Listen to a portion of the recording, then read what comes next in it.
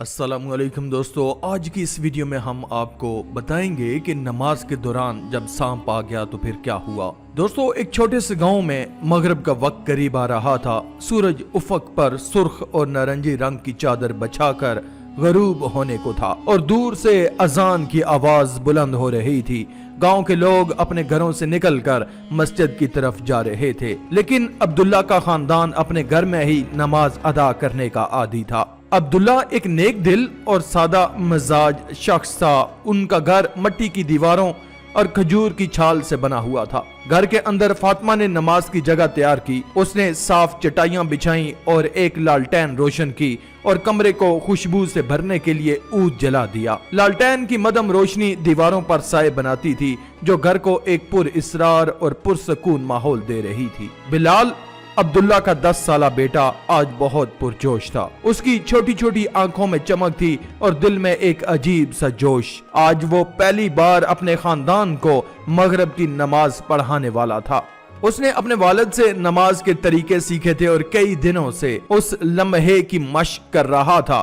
عبداللہ نے اسے بتایا کہ نماز صرف ایک رسم نہیں بلکہ اللہ سے براہ راست رابطے کا ذریعہ ہے۔ بلال کے دل میں فخر تھا کہ وہ آج امام بنے گا، لیکن ساتھ ہی گھبراہٹ بھی تھی کہ کہیں وہ کوئی غلطی نہ کر بیٹھے۔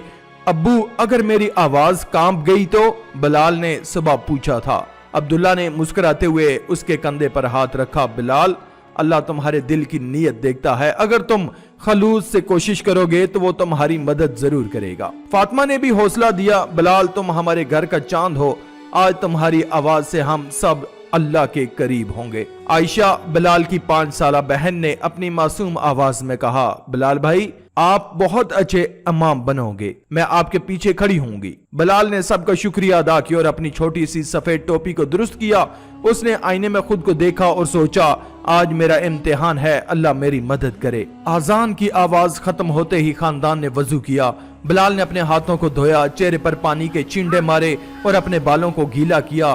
اس کے ہاتھ ہلکے سے کانپ رہے تھے، لیکن اس نے گہری سانس لی اور خود کو سنبھالا۔ اللہ اکبر، بلال نے اونچی آواز میں کہا اور نماز کا آغاز ہوا۔ اس کی آواز میں گھبراہٹ تھی لیکن خلوص جھلک رہا تھا۔ عبداللہ دائیں طرف کھڑے ہوئے، فاطمہ بائیں طرف اور عائشہ ان کے درمیان۔ سب نے نظریں نیچے کی اور بلال کے پیچھے نماز میں شامل ہو گئے۔ بلال نے سورہ فاتحہ پڑھنا شروع کی۔ بسم اللہ الرحمن الرحیم، الحمدللہ رب العالمین۔ اس کی آواز کمرے میں گونج رہی تھی۔ اس نے آہستہ آہستہ پڑھا، ہر لفظ پر توجہ دیتے ہوئے۔ پھر اس نے سورہ اخلاص پڑھی، قل هو اللہ احد۔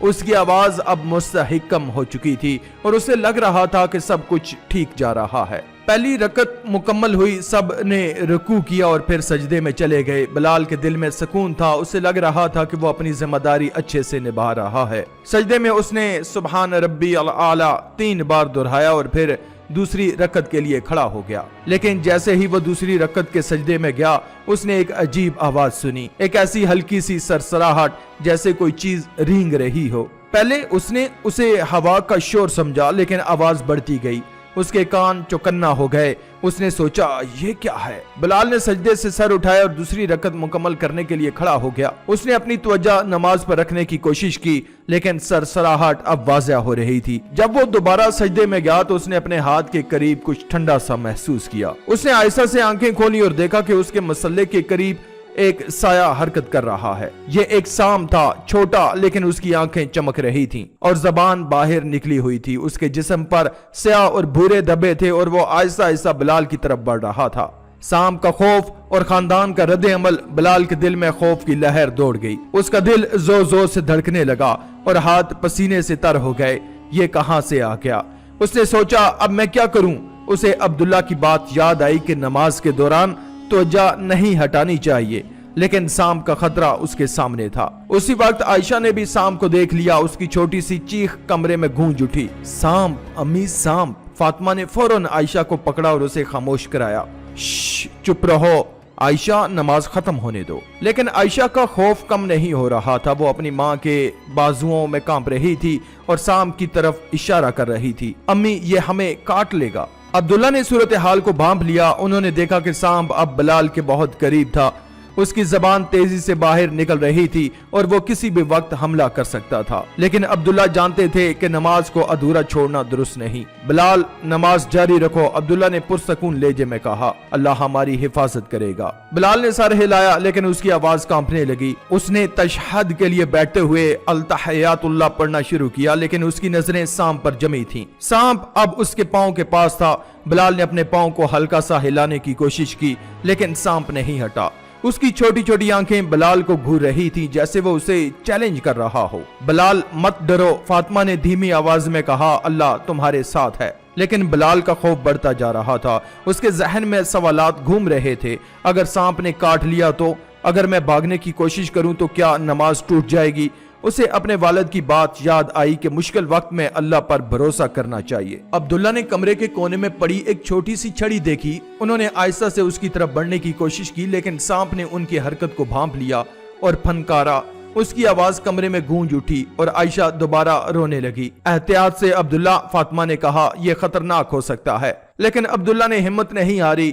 انہوں نے چھڑی کو سانپ کے سامنے لہرایا اور سانپ پیچھے ہٹنے لگا، لیکن پھر اچانک سانپ نے عبداللہ پر حملہ کرنے کی کوشش کی۔ بلال نے فوراً اپنی نماز ختم کی اور اٹھ کر عبداللہ کی مدد کے لیے بڑھا۔ اس نے چھڑی پکڑی اور سانپ کو زور سے مارا۔ سانپ زخمی ہوا تیزی سے دیوار کی طرف بھاگا۔ عبداللہ اور بلال نے مل کر اسے دیوار کے سوراخ میں دھکیل دیا اور سانپ غائب ہو گیا۔ سب نے سکون کا سانس لیا۔ خطرہ ٹل چکا تھا، لیکن بلال کے دل میں ایک عجیب سا احساس تھا۔ اسے لگا کہ یہ سانپ کوئی معمولی سانپ نہیں تھا۔ اس کی آنکھوں میں ایک عجیب سی چمک تھی جو اسے پریشان کر رہی تھی۔ رات گہری ہوئی اور عشاء کی نماز کا وقت آیا۔ خاندان نے دوبارہ اکٹھا ہو کر نماز کی تیاری کی۔ بلال اب بھی گھبراہٹ میں تھا۔ اس نے سوچا کہ شاید سانپ واپس آ جائے، لیکن عبداللہ نے اسے تسلی دی۔ بلال، جو ہوا وہ گزر گیا، اب ہمت سے نماز پڑھاؤ، اللہ ہمارا حامی ہے۔ بلال نے اللہ اکبر کہا اور عشاء کی نماز شروع کی۔ اس کی آواز اب پہلے سے زیادہ پر اعتماد تھی۔ اس نے سورہ فاتحہ اور سورہ ناس پڑھی۔ خاندان نے اس کے پیچھے قطار بنائی اور سب خاموشی سے نماز میں شریک ہو گئے۔ لیکن جیسے ہی بلال دوسری رکعت کے سجدے میں گیا، اس نے پھر وہی سرسراہٹ سنی۔ اس کا دل دھڑکنے لگا اور اس نے آہستہ سے آنکھیں کھولی۔ وہی سانپ دوبارہ ظاہر ہوا، اس بار زیادہ قریب اور زیادہ خطرناک لگ رہا تھا۔ اس کی آنکھیں چمک رہی تھیں اور وہ بلال کی طرف بڑھ رہا تھا۔ ابو، یہ پھر آ گیا، بلال نے دھیمی آواز میں کہا۔ عبداللہ نے چھڑی اٹھائی اور پرسکون لہجے میں کہا، نماز جاری رکھو بلال، اللہ پر بھروسہ رکھو۔ خاندان نے نماز جاری رکھی لیکن سانپ بلال کے پاؤں تک پہنچ گیا۔ بلال نے اپنے پاؤں کو ہلکا سا ہلایا لیکن سانپ نہیں ہٹا۔ پھر اچانک سانپ نے اپنا سر اٹھایا اور بلال کی طرف دیکھا جیسے وہ اسے کچھ کہنا چاہتا ہو۔ بلال نے اپنی نماز ختم کی اور سانپ کی طرف دیکھا۔ سانپ نے اچانک انسانی آواز میں کہا، تم بہت ہٹ دھرم ہو بلال۔ خاندان حیران رہ گیا۔ سانپ بول رہا ہے؟ فاطمہ نے حیرت سے پوچھا۔ میں سانپ نہیں، شیطان ہوں۔ اس نے کہا، میں تمہیں نماز سے گمراہ کرنے آیا تھا لیکن تم سب ثابت قدم رہے۔ تم میرے بہکاوے میں نہیں آئے۔ تمہارا ایمان مضبوط تھا، تم جیت گئے اور میں ہار گیا۔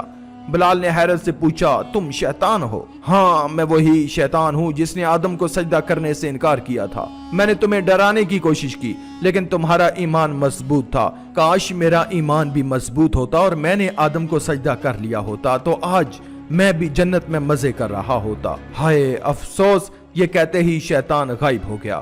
خاندان نے سکون کا سانس لیا۔ عبداللہ نے کہا، آج ہم نے دیکھا کہ شیطان ہمیں گمراہ کرنے کی کوشش کرتا ہے لیکن مضبوط ایمان اسے شکست دے دیتا ہے۔ بلال نے کہا، ابو، اللہ کو یاد کرنے سے میرا خوف ختم ہو گیا، یہی ایمان کی طاقت ہے۔ عبداللہ نے مسکراتے ہوئے کہا۔ فاطمہ نے عائشہ کو گلے لگایا اور کہا، ہمیں اللہ کا شکر ادا کرنا چاہیے کہ اس نے ہمیں اس امتحان میں کامیاب کیا۔ اس رات خاندان نے مل کر دعا کی اور اللہ سے اپنے ایمان کو مضبوط کرنے کی التجا کی۔ بلال کے لیے یہ دن ناقابل فراموش تھا۔ اس نے سیکھا کہ نماز اور ایمان سے ہر خوف پر قابو پایا جا سکتا ہے۔ جب سب سونے کے لیے لیٹے تو بلال نے سوچا کہ آج کا واقعہ اسے زندگی بھر یاد رہے گا۔ اس کی چھوٹی سی دنیا میں اس نے ایک بڑا سبق سیکھا تھا کہ اللہ پر بھروسہ اور نماز کی طاقت سے ہر مشکل آسان ہو جاتی ہے۔ رات گہری ہو گئی اور گاؤں اپنی خاموشی میں ڈوب گیا، لیکن بلال کے دل میں ایک نیا سکون تھا۔